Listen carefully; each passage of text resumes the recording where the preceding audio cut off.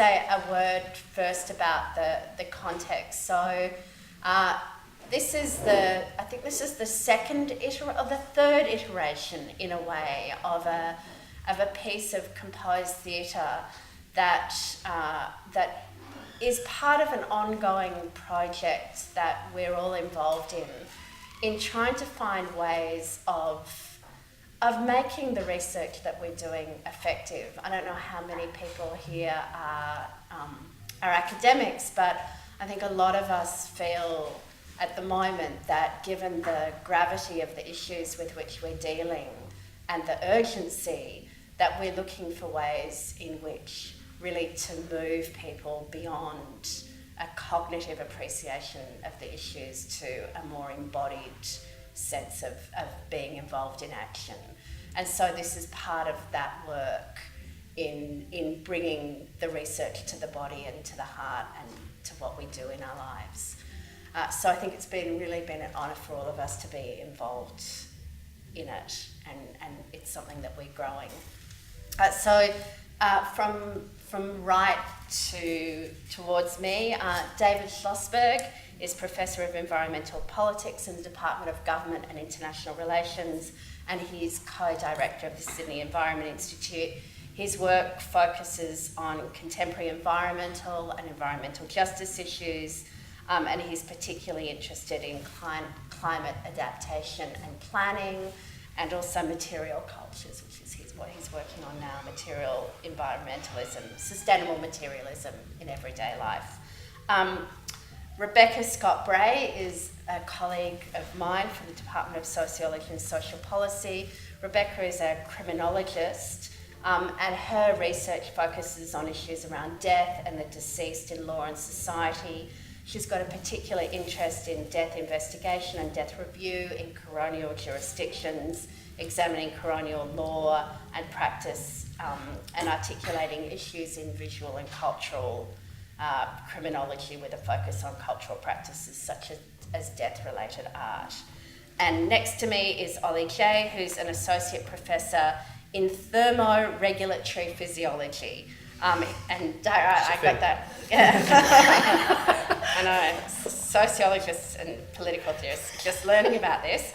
And the director of the Thermal Economics Laboratory in the Faculty of Health Sciences at the University of Sydney. He's a lead researcher at the Charles Perkins Centre Research Node on Climate Adaptation and Health. His research focuses primarily on developing a better understanding of physiological and physical factors that determine human health in heat strains and associated risks of heat-related health problems during or after physical activity. Is that right? As well as among general population during heat waves, which is obviously relevant to tonight's substantial issues that we're dealing with. So I'm going to start with Ollie, because I'm starting with the body, which is Ollie's work. And I wanted to ask you something that probably a lot of us don't know about, which is from a physiological or a physical perspective, how do people respond to extreme heat? Right, okay, so to start off with, it's good to have a good understanding of the way in which we regulate our body temperature. So humans are something we call homeotherms, which means that we are trying to tightly regulate our body temperature around a fixed value, around about 37 degrees Celsius. So if we were to measure everybody's core temperature in this room right now, it would be pretty much within 0.1 or 0.2 degrees Celsius of that fixed value. So when we're exposed to extreme heat, one of the main ways in which we try to maintain that body temperature at that fixed level is through sweating. And then, so everyone's familiar with sweating, of course. And it's not just the secretion of sweat that cools you down, it's actually the evaporation of sweat. So the capacity to sweat is very, very important in the context of extreme heat exposure. Now the problem with older individuals, for example, is that as we gradually age, once we get over the age of around about 60 years old, we see an age-related decrement in the ability to sweat. So the amount of evaporative heat loss, the way in which we are able to maintain our body temperature becomes compromised as we age. Right. I do want to ask you about other animals, but I'm going to hold Let's talk about frogs. No surprise about me asking that. So from a social or political perspective, How do those physiological responses interact with issues of social, economic inequality? Well, I think that the main thing in the context of extreme heat events is that the main way in which we cope with extreme heat is through air conditioning, so the use of air conditioning. And there's lots of studies that have demonstrated that air conditioning use is very, very effective at mitigating heat-related illnesses and extreme heat events. I think there was a study in Journal American Medical Association that showed 0% of people who were admitted with heat-related illness in a heat wave had air conditioning. So it's very important to have access to that. But of course, the people who are most vulnerable typically can't afford to run air conditioning units. They may not have access to air conditioning units. And also there's this idea of not only the accessibility to air conditioning, it's the fact that it generates a lot of greenhouse gases, it uses a lot of electricity using air conditioning. So those, the haves in society, basically deal with extreme heat events by turning their air conditioning on, releasing extra pollutants, which then contribute to future extreme heat events. And then that kind of widens this inequality that we see between the haves and have-nots. There's a very interesting study that was done following the 1995 heat wave in Chicago. This is a kind of a seminal point in the history of heat wave research. So this extreme heat event, and it killed hundreds of people, particularly in socially or economically deprived areas, and particularly of people who are older than 75 years old. And what you do is that if you look at the top 15 neighborhoods that were impacted with the most heat-related deaths during that heat wave, and then you take additional economic data and you overlay it on the same map, and you highlight the areas that have the lowest income, it's a perfect overlap between those two areas. And I think that's testament to the fact that the people who are most vulnerable really have the lowest adaptive capacity, both technologically and also economically as well. This might be a question for Rebecca, and come in if it is, but I'm thinking about the stats that have just come out about the deaths in the Puerto Rico hurricane, and how many of those deaths weren't registered as deaths because they were indirectly related to the hurricane. So in that Chicago incident that you're talking about, were most of those people who died as a result of the heat wave, was that acknowledged that it was heat-related deaths, or was Eric Kleinenberg did a big sort of social autopsy of this event, the July 1995 Chicago heat waves, and one of the things that he talked about was this sort of political struggle between the medical examiner, who had a sort of a set criteria for identifying heat-related deaths, and then the sort of stoush between him and the mayor in terms of the sort of attribution of these deaths, you know. And this is a really big issue when we think about the causation of deaths and how we actually so label, classify and identify them. So do we then actually consider a preventable disaster a series of naturally caused deaths, or are they actually in fact unnaturally caused deaths? So, you know, these issues, in terms of how I would think about them in terms of death data, really sort of filter down through to how do we identify causes of death individually, how do we so register them, remembering too that in in our jurisdiction we've got the coroner, and we also have cause of death certificates issued by doctors. So in the case of an extreme heat event, you might actually have medical cause of death certificates being signed by doctors, because of course, you know, through Ollie's work that we know that it's people with cardiovascular issues, respiratory issues, which are more susceptible to heat-related events. So then the question of causation becomes, how do you actually classify these deaths? You know, are they directly attributable to an extreme weather event, or because someone has a sort of an underlying condition which exacerbates or makes them more vulnerable in these circumstances? So in some cases you have death certificates being signed off by doctors, and in other cases you have doctors who are unprepared to sign death certificates, and their deaths are reportable to the coroner. So actually getting a sort of a broad understanding of those deaths and how we classify them in extreme weather events is one of the issues. You know. And is it a politicised issue? Well, I don't think Well, it depends what you mean by a politicised issue, because I think that, for example, the 2009 heatwave in Victoria, in the southeastern state of Victoria and South Australia, and also in 2014, were examples where you had a very sort of clear recognition from the Victorian Institute of Forensic Medicine and the Victorian Coroner's Office that really they were sort of overloaded and they were having to sort of outsource their mortuary management to hospitals and other facilities because they just couldn't accommodate the excess deaths in their facility. So you have an awareness, I think, of the impact of an extreme weather event, but then how we actually sort of respond to it and deal with it, politicise it, make it a social issue, reform policy, change heatwave responses, resilience strategies, adaptation initiatives is a different issue. So the question then becomes, are these incidences actually disasters, as we would so classify them, which might lead, for example, to an inquest into multiple deaths, or do we consider it an extreme but normal circumstance of living in a country like ours, which is going to have an increase in extreme weather events. Yeah. So that for me, I sort of think there's so many sort of layers to the onion of sort of unpeeling what the actual issues are in terms of thinking about these deaths as unnatural, natural disasters, everyday events that we need to kind of accommodate within our community, political, social, health.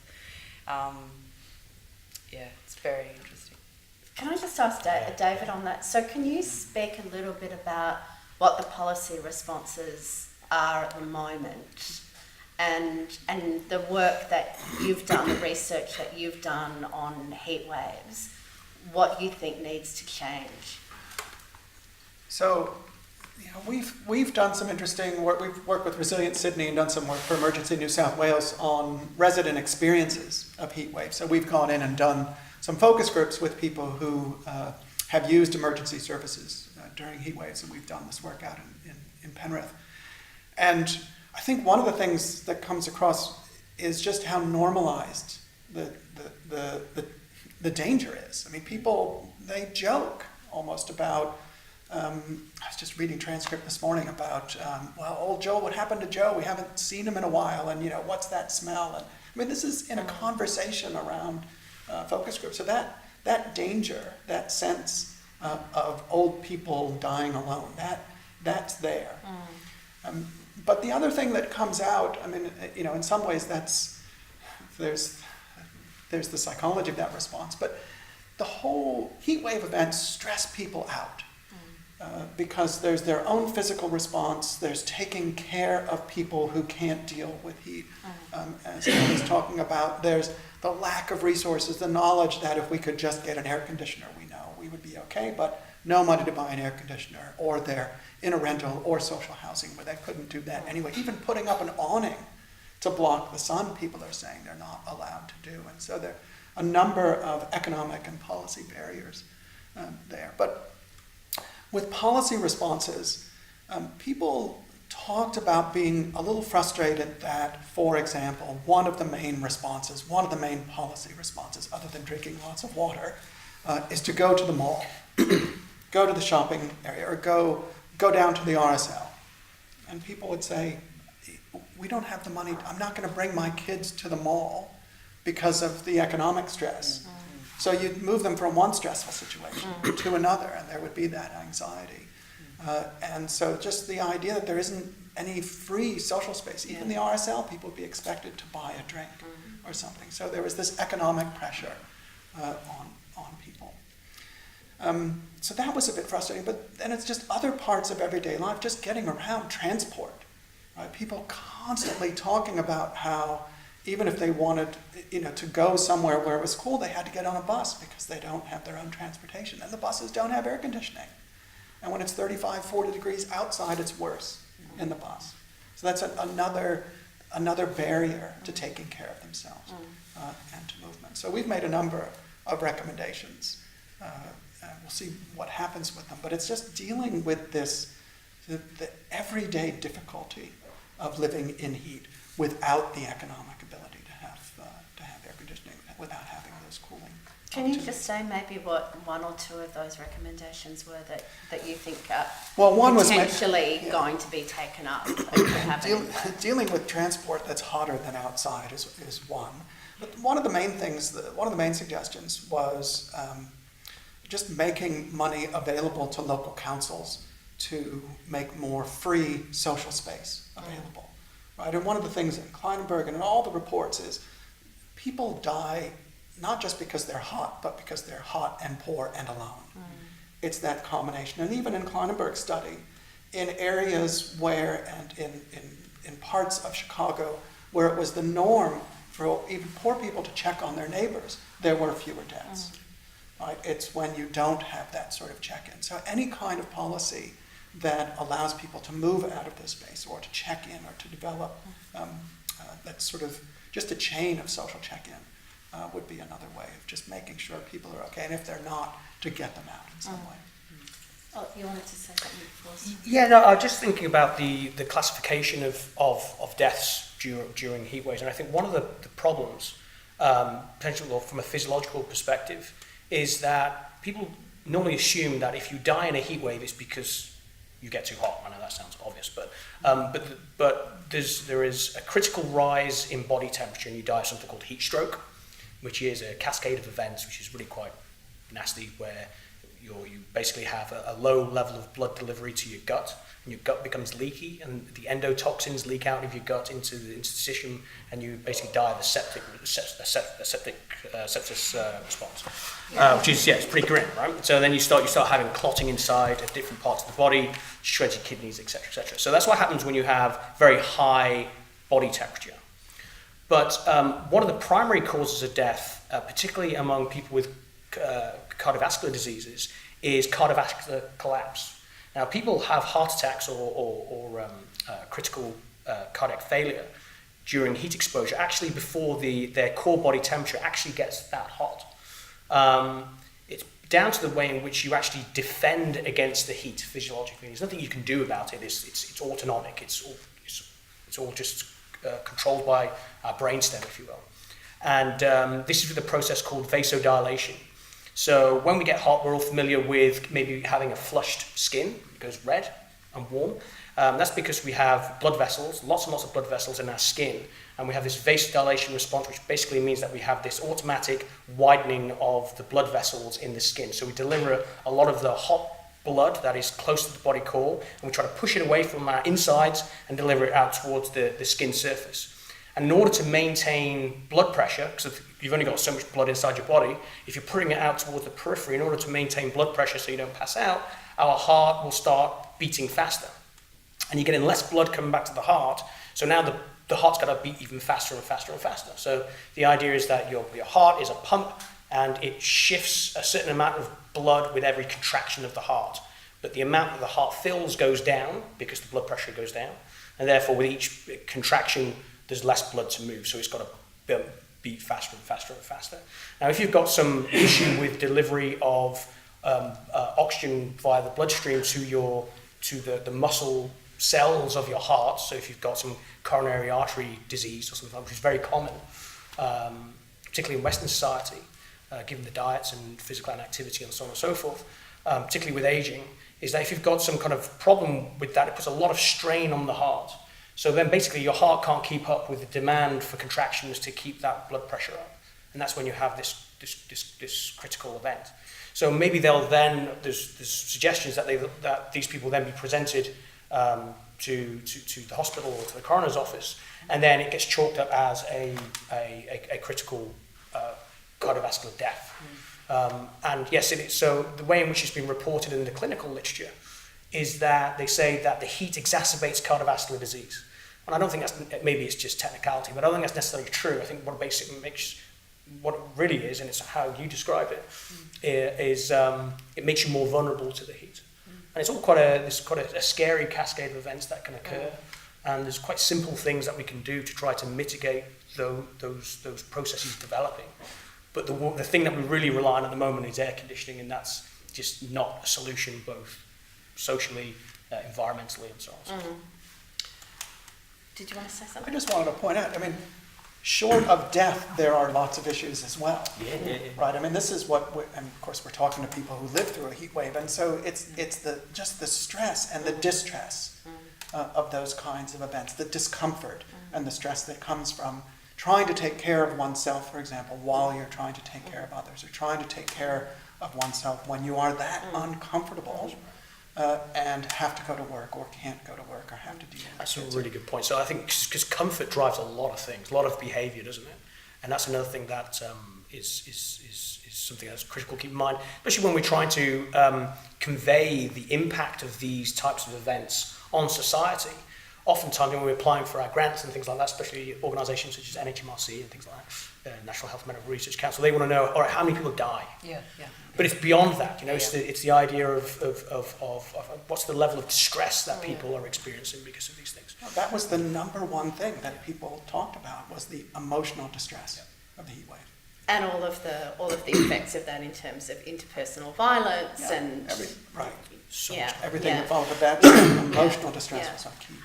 So I want to shift a little bit from the topic itself to what we do with it, because we all live in this country. We all lived, well, for those of us who have been around the last couple of summers, days that were in the high 40s, and yet, like so many environmentally related issues, there's a carrying on almost as if nothing's going on, and that's part of what this work is about, is how do we move into an authentic recognition that would then allow us to develop appropriate responses.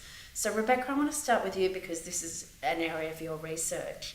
How does artistic production of all different sorts, including this type of work, how does it allow us to encounter, access, pay attention in a way that other media of representation may not?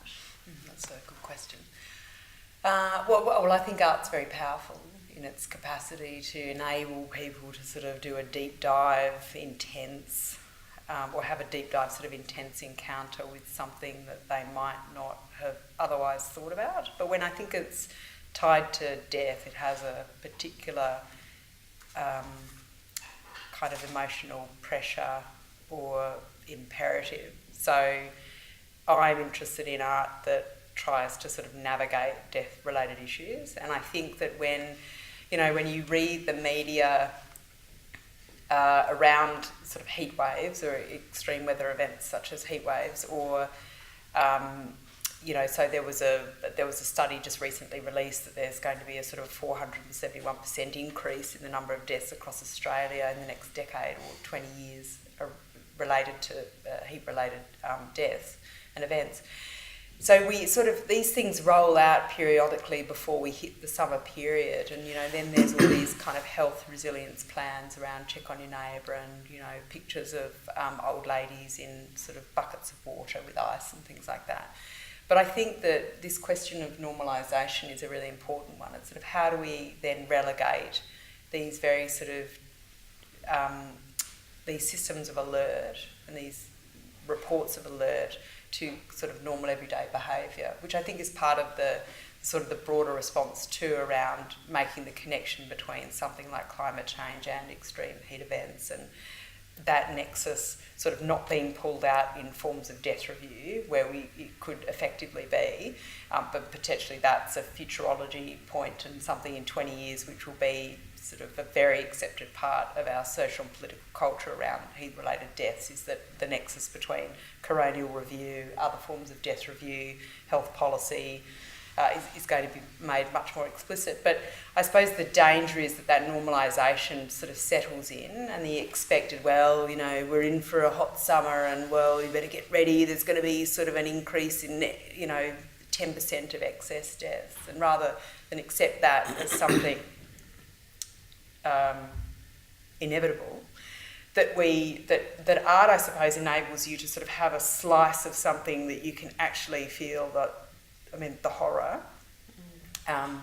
the sort of the distress, the depression, And then also, I suppose, a space of hope where you can sort of say, all right, well, this is actually a significant issue, and how can we sort of mobilise our attention towards it to think about things like how we interact with our environment or our community, how you mobilise your own sort of everyday awareness of issues around impending heat-related events.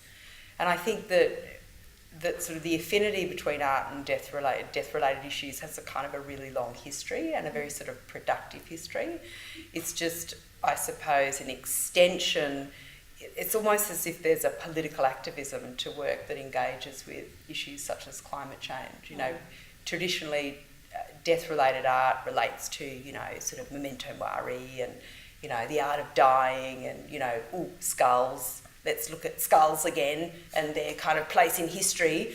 Whereas I think that an artwork like this is actually a longitudinal exploration of a very sort of real, live, happening and also impending issue that we're increasingly going to be having to deal with. So in that sense, it sort of twists our understanding of death-related art, but enables, I think, a deeper engagement with the issue. The issue being, you know, how we not only manage bodies, but how we manage communities, how we manage living, how we manage dying, classification of disease, classification of response, but also, you know, this sort of notion of near misses. You know, the question of extreme heat is also found in the near misses. You know, the question of how we manage those. It's a tenuous balance, though, isn't it? Like it being brought in to be present so that it becomes real and not just normalised and not dismissed in the way that we do, but then not being so overwhelmed that we just turn away. Yeah. Well, I mean, I think that's an issue with you know, anything that you encounter, but I also think that in the context of how we sort of have lived our lives in the past sort of 6 months in Sydney, if people have been in Sydney in the last 6 months, you know that something's amiss.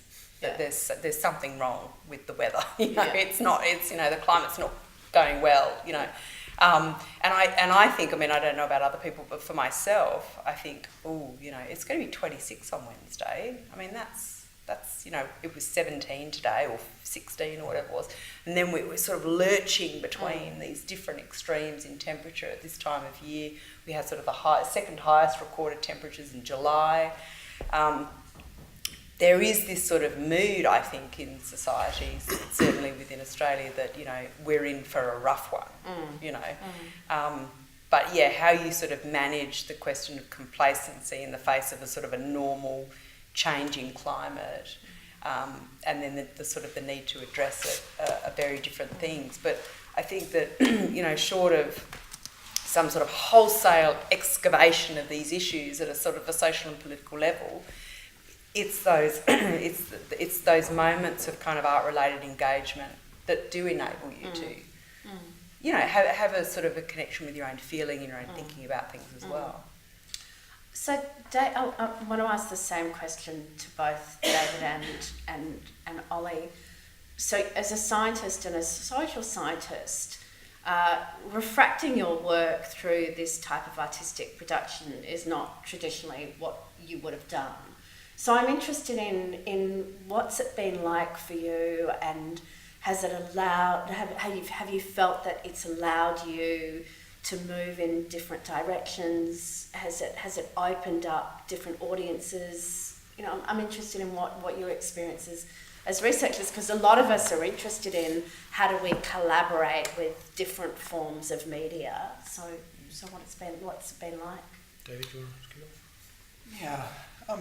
I mean, in the climate space, in sort of climate science and climate social science, there's this whole debate about just overwhelming people, right? That it's just more data, it's you know, the science and more science, and we know the numbers. We know more people are going to die in a heat wave this summer. We know it's coming. We know we had more last year. Every time we have, and we know these things, and yet I think what happens when we do work like this is people see it, they feel it, they experience that knowledge in a different way, right? It's just a different way to represent, it's a different way to absorb the knowledge. And I thought it was interesting in the focus group that we did of the audience, and I mean, I'm biased because this is my wife I'm going to talk about, but, you know, someone who I talk to all the time about this kind of work and about, you know, the data and all of that, after seeing the last performance, went down the street to a neighbor to check in on her during the last heat wave. And it was because it was that visceral experience of a show like this. Knowing is one thing, feeling and being immersed in that, I think, is it's just another way to communicate. It's another way to get people to feel and to respond to what it is we're doing. Well, and if you think about the sort of the health plan or the sort of the heat wave plans that they have in Victoria, where they list that, right? They list that as a thing. Well, you should go and check on your neighbour, you know. But who sort of reads that? Who reads these media reports and goes, "Oh yeah, I must go and check on my neighbour," you know? Whereas, I mean, I had exactly the same response to the performance. It's like, went and visited my very, very elderly next door neighbour who speaks very little English, is quite isolated. Her son comes to visit her every few weeks, but for that sort of engagement, who knows? So I just think getting the research out there in as many formats as possible, right? So we publish in scientific journals, we present at conferences, we do work with the city or whatever, but this is just another way to communicate the reality of what's happening to us. And it seems to be a way that has an affective dimension and actually captures people's desire, like what do people want to do instead of just what do they know they ought to do. Ollie? Yeah, I mean, I really kind of echoing what Rebecca and David said. It's I think from my personal perspective, one thing I see all the time in my discipline, my scientific discipline, which is really physiology, is that it's the same people that go to the same conferences, they share this, they're talking about the same things all the time, published in the same journals, and there's got to be more to life than that, right? And I mean, ultimately, what I really want to do with our work, I mean, obviously it's nice to get these things, to do these things, but what I really ultimately want to achieve is to inform, is to change things, right? So to change the way in which people might respond behaviourally to an extreme heat event. If our work can contribute even just slightly to that, then that's a success as far as I'm concerned. But we're not going to achieve that going through the normal scientific avenues, or it's going to be very difficult to do that because you're just basically you're in an echo chamber. Working on projects like this or working with organisations like this, it's an opportunity for people who to hear about our work that wouldn't necessarily know about it otherwise. They wouldn't necessarily, not saying they all wouldn't read scientific journals, but most of us don't. So it's just an opportunity to get our work out there and spread it, and also inform what we're doing as well. So that's another thing that's been really rich from this experience, is that we're not operating in this little silo where we're designing our experiments in our chamber and we're doing these measurements and doing it in a way in which we think it should be done. It's informing, we're finding out what the real problems are on the ground, what the real problems are in society, and getting that information and finding solutions to the real life problems, as opposed to kind of just trying to imagine what they are. We're actually getting that information. I think that's incredibly valuable. Can I just say one more thing about it? One of the nice things about an experience like this is we talk to one another. Yeah. Right, so we get out of it. I mean, that bubble is a disciplinary bubble as well. And so to be able to converse across these different experiences, these different sort of takes and knowledges on the event and then in the arts as well. I mean, I can certainly echo that. I think that there's a way in which this project and an increasing number of projects around the Sydney Environment Institute are opening up communities of conversation, both inside and outside the university. Thank you very much for joining us, and to the panel, and of course to Michelle. Thanks.